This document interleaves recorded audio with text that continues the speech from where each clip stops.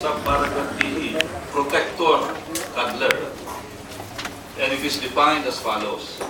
Any person who knowingly and willfully consents to the unlawful acts provided for in this act and uses his influence, power, or position in shielding, harboring, screening, or facilitating the escape of any person she knows or has reasonable grounds to believe on or suspects has violated the provisions of this act in order to prevent the arrest, prosecution, and conviction of the violator. And then in Section 5, there is the provision on what is the penalty for such protector or coddler. And I would like to read this.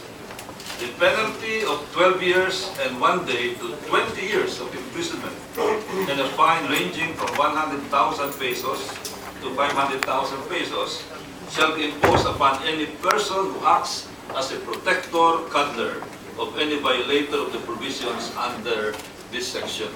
I think this is a provision that we must explore to the hilt.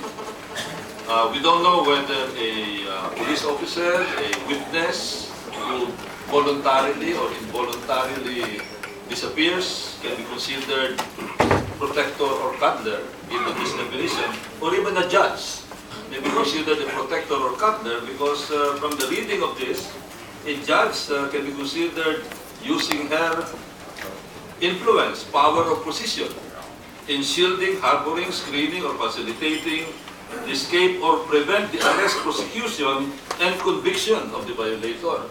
The judge is probably the most influential in preventing the conviction of a violator. So in this particular case, we're looking not only at a possible administrative case, but even a criminal case for being a protector or coddler.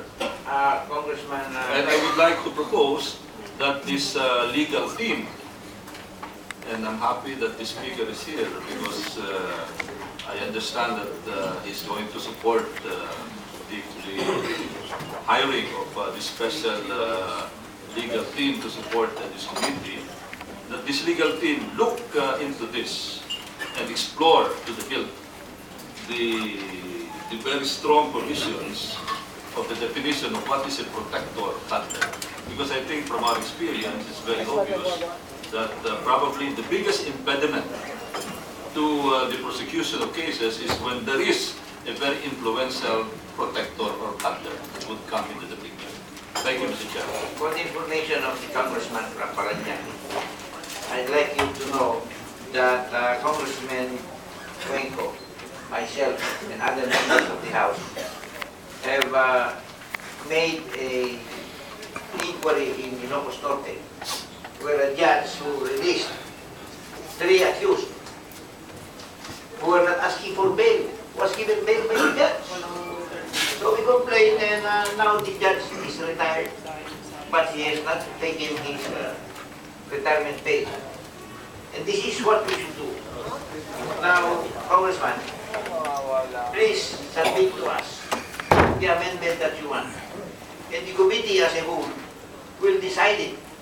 Because, as I said, this is only a committee and oversight committee in dangerous drugs. Mr. Chairman, I'm sorry. I'm not proposing an amendment to the law. I'm saying that we implement the law already because I think the provisions are there. Very clear. And we must maximize the provision of the law with respect to protectors and coddlers. I have accepted the proposed amendment of Congressman Ortega with respect to expanding the inquiry to include not only decided cases, but also pending cases that have been apparently unduly delayed. On this matter, Mr. Chair, may I add that being one of the foremost authors of this law in the House of Representatives in 2002,